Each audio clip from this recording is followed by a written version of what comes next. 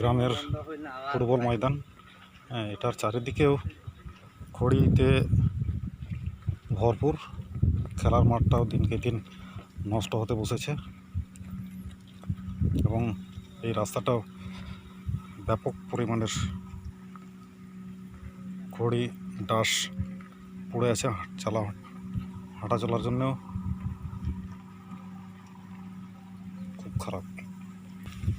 দিন কয়েক আগে এই খড়িটা ফেলা হয়েছে, এখানে আগে ফেলতো না। তার ঠিক খড়ি মাটি যেখানে ফেলেছে তার পাশেই নতুন নির্মীয় কাজ চলছে। এই খড়ির জন্যে এই বাড়িটারও ক্ষয়ক্ষতি হবার সম্ভাবনা আছে।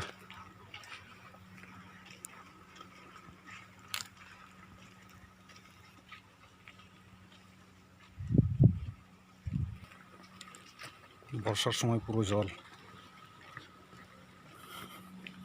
সাদা ধপধপে খড়ি মাটি মিশ্রিত জল গ্রামের মাঝখান দিয়ে বয়ে চলে।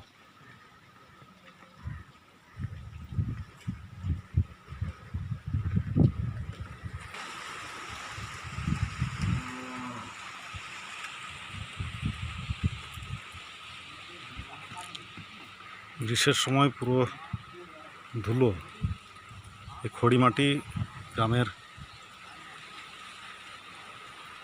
প্রতিটা বাড়িতে ঢুকে যায়। হচ্ছে যে বর্ষাকালে পুরো জলপানিতে মানে এমনই হয়ে আছে গ্রামটা।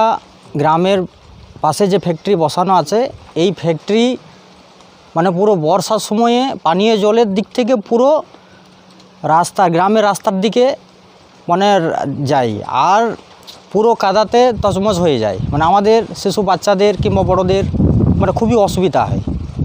এই জন্যে আমরা বলতে চাই, এই যে ফ্যাক্টরিটা যাতে আমাদের গ্রামের রাস্তার ছাড়া ড্রেনে চলার যদি ব্যবস্থা করা হয় তাহলে আমরা খুব খুশি। এটা নিয়ে কোম্পানির মালিককে বলা হয়েছিল?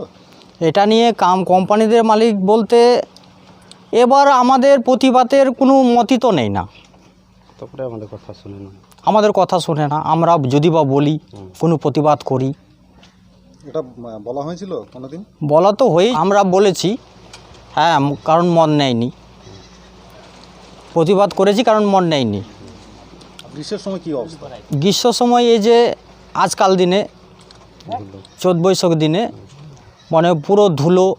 চৈত বৈশাখ দিনে তো এমনি হাওয়া বাতাসটা একটু হয়। আমাদের রাস্তা, আশেপাশে গ্রামের রাস্তা কিংবা এই যে খড়ির গাদা ধুলোতে, হ্যাঁ, বাড়ির মধ্যে ঢুকে যায়, জানলা দরজা কিংবা উঠোনে। এই নিয়ে আমাদের প্রচণ্ড অসুবিধা হয়। এই সমস্যা নিয়ে মালিকের সঙ্গে বসার কোনো সিদ্ধান্ত নেওয়া হয়েছিল? সিদ্ধান্ত বলতে নেওয়া হয়েছে, বলেছি, কিন্তু মত নেয়নি। তাহলে এখন তোমরা কি করতে চাইছো? এখন বলতে চাইছি, কারণ বর্ষাকাল কিংবা শীতকালে যাতে আমরা ঠিকমতো থাকতে পারি। নাম? লক্ষ্মীরাম সোরেন, গ্রাম চণ্ডীদাসপুর।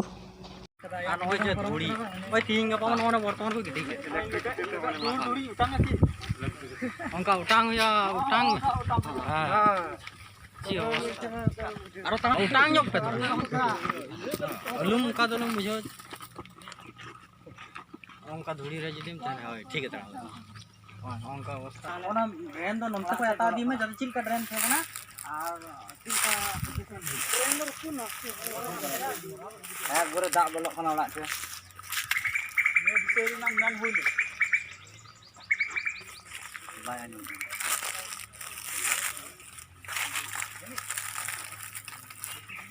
आते অচক রেনার কোনো ব্যবস্থা বলতে চিন হবে যে মানুষ বসবাস করেছে, তো এই জায়গাটা তাহলে নিরাপদ করে দিই, তা ওনার অভিযোগ শুনছে আর কি।